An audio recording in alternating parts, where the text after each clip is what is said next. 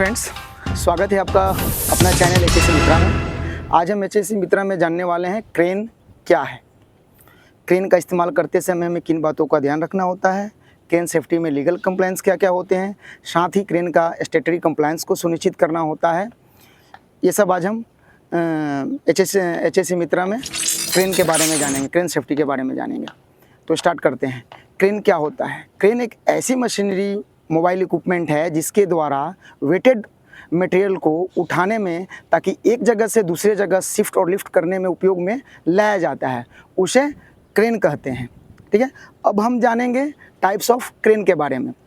तो types of crane अपना 7 type का होता है, 7 टाइप का होता है। Traveller mountain, mechanical crane, tower crane, UT crane, tyre mountain, hydraulic crane और गेंट्री क्रेन। तो इन सभी क्रेन के सहायता से कोई भी मटेरियल को हम एक जगह से दूसरी जगह शिफ्ट और लिफ्ट कर सकते हैं।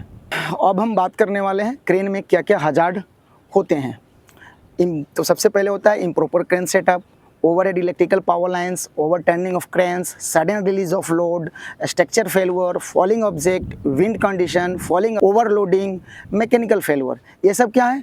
क्रेन का हजार्ड होते हैं। क्रेन में ये हजार्ड हो सकते हैं। ठीक है, तो जब भी हम क्रेन का इस्तेमाल करते हैं तो ये हजार्ड आपके पास होते हैं और क्रेन का उपयोग करने से पहले इन सभी हजार्ड को सुनिश्चित करना, साथ ही इनका कंट्रोल मेजर को सुनिश्चित करके ही क्रेन का इस्तेमाल करना होता है। तो अब हम बात करने वाले हैं क्रेन का इस्तेमाल करने से पहले हमें क्रेन का लीगल कंप्लायंस क्या क्या सुनिश्चित करने होते हैं। तो as per factory act 1948 section 29 के अंतर्गत जितने भी lifting machine, lifting tools, tackles होते हैं उनका once in a year disapproved competent person द्वारा इंस्पेक्शन किया जाता है। अब हम बात करते हैं लिफ्टिंग मशीन। जो अभी हम सभी क्रेन के बारे में बात किया, चाहे ट्रेन माउंटेन क्रेन हो, टायर माउंटेन क्रेन हो या हाइड्रोलिक क्रेन हो, ये सभी क्या है? लिफ्टिंग मशीन में आती है। इसके अलावा लिफ्टिंग टूल टेकल्स क्या होते हैं? जैसे web sling, wire rope, chain pulley, block rope, D shackle and pulley etc आते हैं। तो इन सभी को as per factory act 1948 section 29 के अंतर्गत once in a year disapproved competent person द्वारा इंस्पेक्शन किया जाना चाहिए। चलिए, आपको हम जितने भी हजार्ड के बारे में बात की उनके कंट्रोल मेजर के बारे में बात करेंगे। तो सबसे पहले क्रेन ऑपरेशन के दौरान हमें ये जानकारी होनी चाहिए कि सबसे पहले हम बात करते हैं किस प्रकार का लोड है, साथ ही ये लोड हमें कहाँ पर शिफ्ट करना होता है। इसके अलावा हमें ऑपरेटर के बारे में भी जानकारी होनी चाहिए कि किस प्रकार का इसके अलावा उस एक्टिविटी को सुपरवाइज करने वाले सुपरवाइज़र को भी जानकारी होना चाहिए क्रेन ऑपरेशन के बारे में। तो आइए हम बात करते हैं लोड के बारे में, हमें क्या ध्यान रखना है। तो सबसे पहले उसे वेट ऑफ द आइटम, जो आपका लोड है, आइटम है, उसका वेट कितना है, वज़न कितना है, इस बात की जानकारी हमारे पास होनी चाहिए। साथ ही उस मटेरियल आइटम का डायमेंशन क्या है, यानी वो कितना बड़ा है, उसका साइज़ क्या है, इस बात की भी जानकारी होनी चाहिए। अगर कोई स्पेशल इंस्ट्रक्शन है मैन्युफैक्चर के द्वारा तो उस बात का भी जानकारी होना चाहिए। अब बात करते हैं क्रेन में मौजूद ऑपरेटर के बारे में, हमारे पास क्या जानकारी होना चाहिए।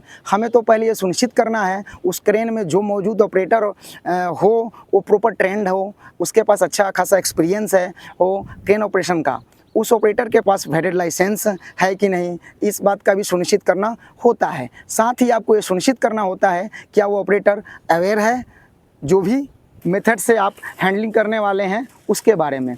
इसके अलावा ये सुनिश्चित करना होता है जो ऑपरेटर उस इक्विपमेंट पे मौजूद है उसको उस एक्टिविटी के दौरान जो हैजार्ड होते हैं उसके बारे में वो वेल अवेयर है या नहीं।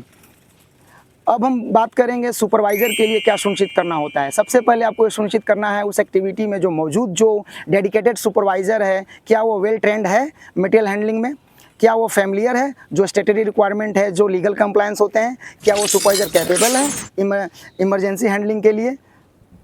जहां आप क्रेन पोजीशनिंग करने वाले हैं, प्लेसमेंट करने वाले हैं, जहां से आप एक्टिविटी के लिए प्लानिंग की है एरिया में, उस जगह में क्या सुनिश्चित करना होता है। तो सबसे पहले वहां का जो सरफेस है किस प्रकार की है वो आपको सुनिश्चित करना है, वो सॉफ्ट है या वीक है वो भी सुनिश्चित करना है। इस प्रकार के कोई भी मिट्टी है तो आप एडिशनली स्टेप लेने होते हैं। इसके अलावा आपको ये भी सुनिश्चित करना है जिस जगह पर आप क्रेन का प्लेसमेंट हुआ है उसके ऊपर के साइड यानी ओवरहेड में कोई electrical high voltage power lines मौजूद तो नहीं है। अगर वहाँ पर इस प्रकार का चीज़ें हैं तो एडिशनली स्टेप लेने होते हैं मिटिगेशन के लिए। उस जगह पर प्रॉपर वेरिफिकेशन करना होता है जिससे कि कोई भी अनऑथराइज एंट्री ना हो और कोई भी व्यक्ति सस्पेंडेड लोड के नीचे ना आ पाए। और साथ ही साथ साइनेज बोर्ड डिस्प्ले करना होता है जब भी आप क्रेन ऑपरेशन करें। और आपको महत्वपूर्ण बात बताते हैं, अगर आप क्रेन का प्लेसमेंट करते हैं, इस्तेमाल करने के लिए जा रहे हैं, तो आउट ट्रिगर के नीचे रखे जाने वाले जो वुडन ब्लॉक्स होते हैं वो आपको रखना है, नहीं तो क्या होगा, टॉपेल टिल्टिंग होने की चांसेस होती है। और साथ ही वहाँ पर एक कॉम्पिटेंट रिगर होना चाहिए जो अपने जो भी टूल टेकल्स है कैसे उसको हैंडलिंग करना है, कैसे उसको डिसमेंटल करना है, कैसे उसको लगाना है, कैसे उसको लिफ्ट कराना है, ये होना चाहिए। साथ ही एक अच्छा सा फ्लैगमैन और स्पॉटर वहाँ प्रेजेंट होना चाहिए क्रेन ऑपरेशन के दौरान। तो आज के लिए इतना ही, थैंक्स।